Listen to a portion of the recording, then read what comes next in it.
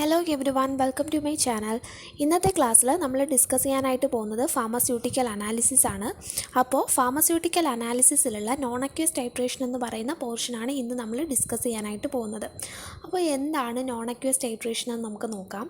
The non aqueous titrations are the titration of weakly acidic or basic substances are carried out using non aqueous solvents to get the sharp end point. അതായത് non aqueous titration എന്ന് പറയുന്നത് എന്താണ്?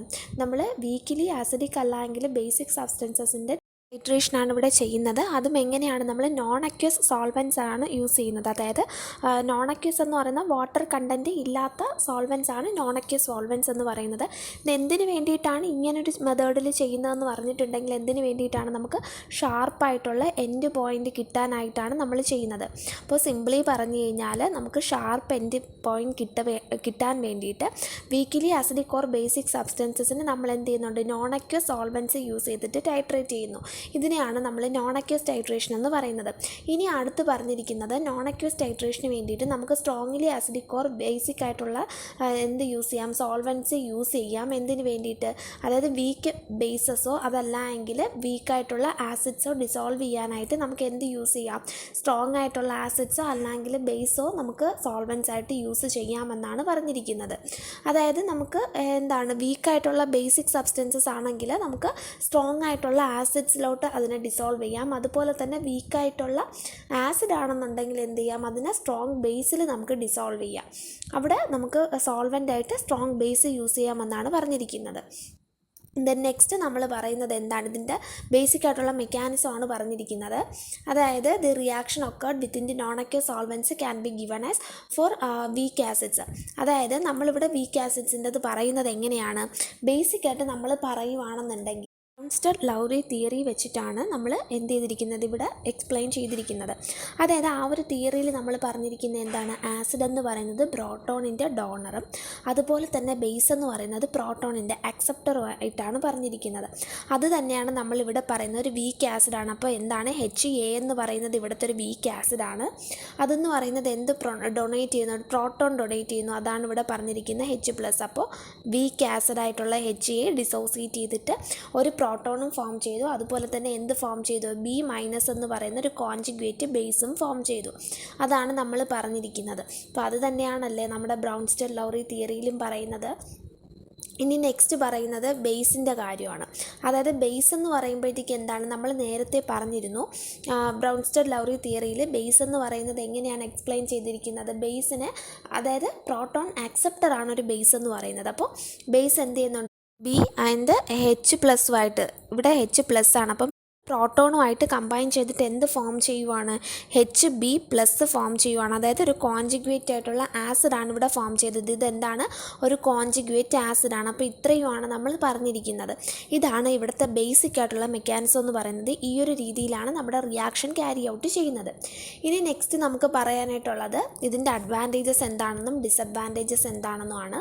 ഇപ്പോൾ non accuse ടൈട്രേഷൻ്റെ മെയിനായിട്ടുള്ള advantages എന്താണെന്ന് പറയുവാണെന്നുണ്ടെങ്കിൽ സിമ്പിളായിട്ടുള്ള മെത്തേഡാണ്. And also ഇതെന്താണ്? ആക്യുറേറ്റ് ആണ്.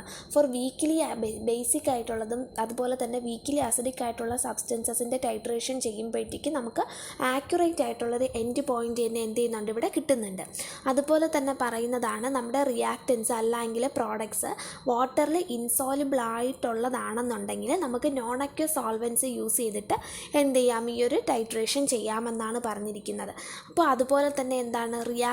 വാട്ടറുമായിട്ട് നമ്മുടെ റിയാക്ട് ചെയ്യുന്ന ഒരു അതായത് നമ്മളെടുക്കുന്ന റിയേജൻസ് വാട്ടറുമായിട്ട് റിയാക്ട് ചെയ്യുന്ന ടൈപ്പ് ആണെന്നുണ്ടെങ്കിൽ അതിനെ നമുക്ക് നോൺ അക്യൂസ് സോൾവെൻറ്റ്സിലോട്ട് ഡിസോൾവ് ചെയ്തിട്ട് non aqueous titration simply carry out ചെയ്യാവുന്നതാണ്. അതാണ് ഇവിടെ പറഞ്ഞിരിക്കുന്നത്. ദെൻ നെക്സ്റ്റ് നമ്മൾ പറയുന്ന ഡിസഡ്വാൻറ്റേജസ് ആണ്. ഡിസഡ്വാൻറ്റേജസ് എന്ന് പറയുമ്പോഴത്തേക്ക് നോൺ അക്യൂസ് ടൈട്രേഷനിൽ നമ്മൾ എന്താണ്? നോൺ അക്യൂസ് ആയിട്ടുള്ള സോൾവെൻറ്റ്സ് ആണ് യൂസ് ചെയ്യുന്നത്. ഇതെന്താണ്? റിലേറ്റീവ്ലി നമ്മൾ അക്യൂസ് സോൾവെൻറ്റ്സിനെക്കാട്ടിലും നമുക്ക് എക്സ്പെൻസീവ് ആണ്. അത് തന്നെയാണ് നമ്മൾ ആദ്യത്തെ പോയിന്റിൽ പറഞ്ഞിരിക്കുന്നത്. ദെൻ നെക്സ്റ്റ് പറഞ്ഞിരിക്കുന്നത് എന്താണ്? Moisture and CO2 content is controlled.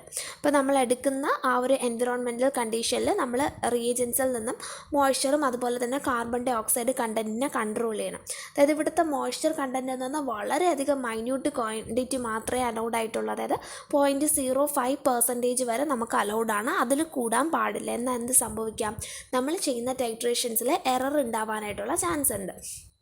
Then അതുപോലെ തന്നെ പറയുന്നതാണ് indicators needed to be prepared in non aqueous media. നമുക്ക് ഇവിടെ യൂസ് ചെയ്യുന്ന, അപ്പോൾ ഇൻഡിക്കേറ്റർ നമ്മൾ എല്ലാ ടൈട്രേഷൻസിലും യൂസ് ചെയ്യുന്നുണ്ടല്ലേ, അതുപോലെ തന്നെ നമ്മൾ നോൺ അക്വസ് ടൈട്രേഷനിൽ യൂസ് ചെയ്തിരിക്കുന്ന ഇൻഡിക്കേറ്റേഴ്സ് എന്ന് പറയുമ്പോഴും നമ്മൾ എങ്ങനെയായിരിക്കണം പ്രിപ്പയർ ചെയ്തിരിക്കേണ്ടത്, നോൺ അക്വസ് മീഡിയയിലായിരിക്കണം പ്രിപ്പയർ ചെയ്തിരിക്കേണ്ടത്. കാരണം അക്വസ് അതായത് വാട്ടർ കണ്ടൻറ്റ് എവിടെയെങ്കിലും ഒരിടത്ത് പ്രസൻ്റ് ആയിട്ടുണ്ടെങ്കിൽ നമുക്ക് കറക്റ്റായിട്ടുള്ള എൻഡ് പോയിൻ്റ് കിട്ടത്തില്ല. അതാണ് നമ്മൾ പറഞ്ഞിരിക്കുന്നത്. ഇൻഡിക്കേറ്റർ എന്ത് ചെയ്യണം, നോൺ അക്വസ് മീഡിയയിലായിരിക്കണം പ്രിപ്പയർ ചെയ്യേണ്ടത്. അതും ഒരു ഡിസഡ്വാൻറ്റേജസ് ആയിട്ടാണ് ഇവിടെ പറഞ്ഞിരിക്കുന്നത്. ദെൻ നെക്സ്റ്റ് നമുക്ക് പറയാനായിട്ടുള്ളത് solvents used in non aqueous titration. അതായത് നമ്മൾ നോൺ അക്വസ് ടൈട്രേഷനിൽ യൂസ് ചെയ്യുന്ന സോൾവൻസ് ആണ്. നോൺ അക്വസ് സോൾവൻസ് എന്ന് പറയുന്നത് എന്താണ്, നമ്മൾ നോൺ അക്വസ് ടൈട്രേഷനിൽ യൂസ് ചെയ്യുന്ന സോൾവൻസിനെയാണ് നോൺ അക്വസ് സോൾവൻസ് എന്ന് പറയുന്നത്. അതായത് വാട്ടർ കണ്ടൻറ്റ് ഒന്നും ഇവിടെ ഉണ്ടാവാൻ പാടില്ല, വാട്ടർ കണ്ടൻറ്റ് ഒന്നും ഇല്ലാത്ത സോൾവൻസ് ആണ് നോൺ അക്വസ് സോൾവൻസ് എന്ന് പറയുന്നത്. അപ്പോൾ അത് ഏതൊക്കെയാണ്, 4 ടൈപ്പാണ് പറഞ്ഞിരുന്നത്. അപ്രോട്ടിക് സോൾവൻസ് ഉണ്ട്, പ്രോട്ടോജനിക് സോൾവൻസ് ഉണ്ട്, and it is also called as acidic solvents. അപ്പോൾ പ്രോട്ടോജനിക് സോൾവൻസ് എന്താണ്, അസിഡിക് സോൾവൻസ് എന്നും പറയുന്നുണ്ട്. അത് നെക്സ്റ്റ് പറയുന്നത് പ്രോട്ടോഫിലിക് ആയിട്ടുള്ള സോൾവൻസ് ആണ്. അപ്പോൾ protophilic solvents is also known as basic solvents. Next നമുക്ക് പറയാനായിട്ടുള്ളത് ആംഫി പ്രോട്ടിക് സോൾവൻസ് ആണ്. അപ്പോൾ ആംഫി പ്രോട്ടിക് സോൾവൻസ് ആണ് നെക്സ്റ്റ് പറഞ്ഞിരിക്കുന്നത്. അങ്ങനെ 4 ടൈപ്സ് ഓഫ് സോൾവൻ്റ് ആണ് നമ്മൾ നോൺ അക്വസ് ടൈട്രേഷൻസിൽ യൂസ് ചെയ്യുന്നത്. അപ്പോൾ ആദ്യം നമ്മൾ പറയുന്നത് ഏതാണ്, അപ്രോട്ടിക് സോൾവൻസിനെ പറ്റിയിട്ടാണ് പറയാനായിട്ടുള്ളത്. അതായത് അപ്രോട്ടിക് സോൾവൻസ് എന്ന് പറയുന്നത് നമ്മൾ നോൺ അക്വസ് ടൈട്രേഷനിൽ ഇമ്പോർട്ടൻ്റ് ആയിട്ട് യൂസ് ചെയ്യുന്നൊരു സോൾവൻ്റാണ് അപ്രോട്ടിക് സോൾവൻ്റ് എന്ന് പറയുന്നത്. ഇത് നമ്മൾ പറയുവാണെന്നുണ്ടെങ്കിൽ കെമിക്കലി ഇനേർട്ടാണ്, അതുപോലെ തന്നെ ഡൈഇലക്ട്രിക് കോൺസ്റ്റൻ്റ് എന്ന് പറയുന്നത് വളരെ ലോ ആണ്. പിന്നെ എന്താണ്, ആസിഡുമായിട്ടോ ബേസായിട്ടോ ഇത് റിയാക്ട് ചെയ്യുന്നില്ല. ഇത് ആസിഡുമായിട്ടും ബേസുമായിട്ട് റിയാക്ട് ചെയ്യാത്തത് കൊണ്ട് തന്നെ നമുക്ക് സബ്സ്റ്റൻസസിനെ ഡിസോൾവ് ചെയ്യാനായിട്ട് ഇത് യൂസ് ചെയ്യാം. ആൻഡ് ഓൾസോ അപ്പം അതുപോലെ തന്നെ എന്താണ്, നമുക്ക് ഒരു സോൾവെൻറ്റ് ഇതിനെ സോൾവെൻ്റായിട്ടും അതുപോലെ തന്നെ ഡൈലൂട്ടിങ് സൊല്യൂഷൻസുമായിട്ട് നമുക്ക് യൂസ് ചെയ്യാം. കാരണം എന്താണ്, ഇതെന്ന് പറയുന്നത് ആസിഡുമായിട്ടോ ബേസുമായിട്ടോ റിയാക്ട് ചെയ്യുന്നില്ല. അതുകൊണ്ട് തന്നെ നമുക്കതിനെ എന്ത് ചെയ്യാം, ഒരു ഡൈലൂട്ടിങ് സോൾവെൻ്റായിട്ടും യൂസ് ചെയ്യാം. അതിൻ്റെ എക്സാമ്പിൾസ് പറഞ്ഞിരിക്കുകയാണ് chloroform, benzene, carbon tetrachloride, toluene. ഇതൊക്കെയാണ് നമ്മൾ എന്ത് പറഞ്ഞിരിക്കുന്നതിൻ്റെ എക്സാമ്പിൾസ് ആയിട്ട് പറഞ്ഞിരിക്കുന്നത്. ദെൻ നെക്സ്റ്റ് പറയുന്നത് പ്രോട്ടോജനിക് സോൾവൻസ് ഓർ അസിഡിക് സോൾവൻസ്. അപ്പോൾ എന്താണ് പ്രോട്ടോജനിക് സോൾവൻസ് ഓർ അസിഡിക് സോൾവൻസ് ആണ് രണ്ടാമത് നമ്മൾ പറഞ്ഞിരിക്കുന്നത്. അതായത് ഈ പ്രോട്ടോജനിക് സോൾവൻസ് എന്ന് പറയുന്ന അസിഡിക് നേച്ചറാണ് ഇതിനുള്ളത്. അപ്പം അസിഡിക് നേച്ചർ എന്ന് പറയുമ്പോഴത്തേക്ക് ഇത് എന്ത് ചെയ്യുന്നുണ്ട്, ആസിഡ് എന്ന് പറയുന്നത് നമ്മൾ പറഞ്ഞ കൺസെപ്റ്റ് അനുസരിച്ച് പ്രോട്ടോണിൻ്റെ ആണ്, പ്രോട്ടോൺ ഡോണറാണ്. അപ്പോൾ ഇത് എന്ത് ചെയ്യുന്നുണ്ട്, പ്രോട്ടോൺ ഡൊണേറ്റ് ചെയ്യുന്നുണ്ട് and increases the strength of weak base. അങ്ങനെ എന്ത് ചെയ്യുന്നുണ്ട്, വീക്ക് ബേസിൻ്റെ സ്ട്രെങ്ത് കൂട്ടുവാണ്. അതായത് ബേസ് എന്ന് പറയുന്നത് എന്ത് ചെയ്യുന്നുണ്ട്, പ്രോട്ടോണിനെ അക്സെപ്റ്റ് ചെയ്യുന്നുണ്ട്. ഇവിടെ ആക്ട് ചെയ്യുന്ന, അതായത് പ്രോട്ടോജനിക് സോൾവെൻ്റ് എന്ന് പറയുന്നത് ഒരു ആസിഡായിട്ട് ആക്ട് ചെയ്ത് പ്രോട്ടോൺ ഡൊണേറ്റ് ചെയ്യുകയും അത് വീക്ക് ബേസ് അതിനെ അക്സെപ്റ്റ് ചെയ്യുന്നതിലൂടെ അതിൻ്റെ സ്ട്രെങ്ത് ഇൻക്രീസ് ചെയ്യുകയും ചെയ്യുവാണ് ഇവിടെ ചെയ്യുന്നത്. ഇനി അത് കഴിഞ്ഞിട്ട് നമ്മൾ പറയുന്നത് എന്താണ്, ഇതിന് ഡൈഇലക്ട്രിക് കോൺസ്റ്റൻ്റ് എന്ന് പറയുന്നത് ഹൈ ആണ്. അതുപോലെ തന്നെ ഇതെന്താണ്, അയണൈസ്ഡ് ആണ്. ഇതിൻ്റെ എക്സാമ്പിൾസ് പറയുവാണ് ഹൈഡ്രോക്ലോറിക് ആസിഡ്, അതുപോലെ തന്നെ സൾഫ്യൂരിക് ആസിഡ്, അസറ്റിക് ആസിഡ്, അതുപോലെ തന്നെ നമുക്ക് നൈട്രിക് ആസിഡ്. ഇതൊക്കെ ആസിഡ്സ്, പെർക്ലോറിക് ആസിഡ്സ്, ഇതൊക്കെ എന്തായിട്ട് പറയാം, നമുക്കൊരു പ്രോട്ടോജനിക് സോൾവൻസിൻ്റെ എക്സാമ്പിൾസ് ആയിട്ട് പറയാവുന്നതാണ്. ദെൻ നെക്സ്റ്റ് നമ്മൾ പറഞ്ഞിരിക്കുന്നതാണ് ഏതാണ്, പ്രോട്ടോഫിലിക് സോൾവെൻറ്റ്. നെക്സ്റ്റ് പറഞ്ഞിരിക്കുന്ന protophilic solvent, it is also known as basic solvent. അപ്പോൾ പ്രോട്ടോഫിലിക് സോൾവെൻറ്റിനെ നമുക്ക് ബേസിക് സോൾവെൻറ്റ് എന്നും പറയാം. ഇത് നമ്മൾ പേര് പറഞ്ഞിരിക്കുന്ന പോലെ തന്നെ എന്താണ്, ബേസിക് ഇൻ നേച്ചറാണ്. അതുപോലെ തന്നെ പറയുന്നതാണ് ഇത് ആസിഡുമായിട്ട് റിയാക്ട് ചെയ്തിട്ട് സോൾവേറ്റഡ് ആയിട്ടുള്ള പ്രോട്ടോൺസ് ഫോം ചെയ്യുന്നുണ്ട്. ഓക്കെ, ദെൻ എന്താണ് പറഞ്ഞിരിക്കുന്നത്, ആസിഡ്സുമായിട്ട് റിയാക്ട് ചെയ്തിട്ട് സോൾവേറ്റഡ് പ്രോട്ടോൺസ് ആണ് ഫോം ചെയ്യുന്നത്. ഇതിൻ്റെ എക്സാമ്പിളായിട്ട് നമ്മൾ പറയുന്നതാണ് ലിക്വിഡ് അമോണിയ. ലിക്വിഡ് അമോണിയാണ് ഇതിൻ്റെ എക്സാമ്പിൾ. ദെൻ നമുക്ക് ഇവിടെ ഒരു കാര്യം കൂടെ പറയാനുണ്ട്, ലെവലിംഗ് സോൾവെൻറ്റ്. അതായത് ലെവലിംഗ് സോൾവെൻറ്റ് എന്ന് പറയുന്നത് നമ്മളിവിടെ ബേസിക് സോൾവെൻ്റ് ആണ് പറഞ്ഞതല്ലേ.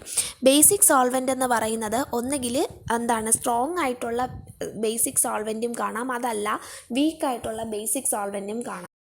ഈ ഒരു വീക്ക് ബേസിക് സോൾവെൻറ്റിനെന്ന് പറയുമ്പോഴത്തേക്ക് പ്രോട്ടോണിനെ അക്സെപ്റ്റ് ചെയ്യാനുള്ള ടെൻഡൻസി കുറവാണ്. കമ്പയർഡ് ടു ദാറ്റ് എന്താണ് സ്ട്രോങ് ആയിട്ടുള്ള ബേസിക് സോൾവെൻറ്റിന് ഇത് അക്സെപ്റ്റ് ചെയ്യാനുള്ള ടെൻഡൻസി എന്ന് പറയുന്നത് കൂടുതലായിരിക്കും. ആൻഡ് ഈ ഒരു സ്ട്രോങ് ബേസിക് സോൾവെൻറ്റിനെയാണ് നമ്മൾ ലെവലിംഗ് സോൾവെൻറ്റ് എന്ന് പറയുന്നത്. ആൻഡ് ഇതിനെന്താണ് ഈ ഒരു സ്ട്രോങ് ബേസിക് സോൾവെൻറ്റിന് ഇതെന്താണ് ഒരു വീക്ക് ആസിഡിൽ നിന്നായാലും അതുപോലെ തന്നെ സ്ട്രോങ് ആസിഡിൽ നിന്നായാലും പ്രോട്ടോണിനെ അബ്സ്ട്രാക്റ്റ് ചെയ്യാനുള്ള എബിലിറ്റി ഉണ്ടായിരിക്കും. അപ്പോൾ ഈ ഒരു ഇഫക്റ്റിനെയാണ് നമ്മൾ എന്തെന്ന് പറയുന്നത്, ലെവലിംഗ് ഇഫക്റ്റ് എന്ന് പറയുന്നത്. അപ്പോൾ ലെവലിംഗ് സോൾവെൻ്റ് എന്ന് പറയുന്നത് സ്ട്രോങ് ആയിട്ടുള്ള ബേസിക് സോൾവെൻസിനെയാണ് നമ്മൾ ലെവലിംഗ് സോൾവെൻസ് എന്ന് പറയുന്നത്. ആൻഡ് ഈ ഒരു എഫക്റ്റിനെയാണ് നമ്മൾ എന്തെന്ന് ലെവലിംഗ് ഇഫക്റ്റ് എന്ന് പറയുന്നത്. അപ്പോൾ ഇത്രയുമാണ് നമുക്ക് പ്രോട്ടോഫിലിക് സോൾവെൻറ്റിൽ പറയാനുള്ളത്. ഇനി ലാസ്റ്റ് ഒരു കാറ്റഗറി ഇടേണ്ട എന്താണ്, ആംഫിപ്രോട്ടിക് സോൾവെൻ്റ് ആണ് പറഞ്ഞിരിക്കുന്നത്.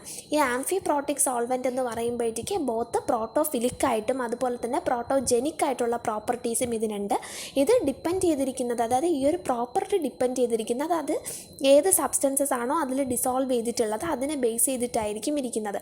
It behaves as acid or base depending on the substances dissolved on it. അതായത് ഈ ഒരു സോൾവെൻറ്റിൽ ഡിസോൾവ് ചെയ്തിട്ടുള്ള സബ്സ്റ്റൻസസിൻ്റെ പ്രോപ്പർട്ടീസിനെ അല്ല എങ്കിൽ അതിനെ ഡിപ്പെൻഡ് ചെയ്തിട്ടായിരിക്കും ഇത് ഏതാണോ, അതായത് എന്താണ് പ്രോട്ടോഫിലിക് ആയിട്ടാണോ പ്രോട്ടോജെനിക് ആയിട്ടാണോ ആക്ട് ചെയ്യുന്നത് എന്നത് ഇരിക്കുന്നത്.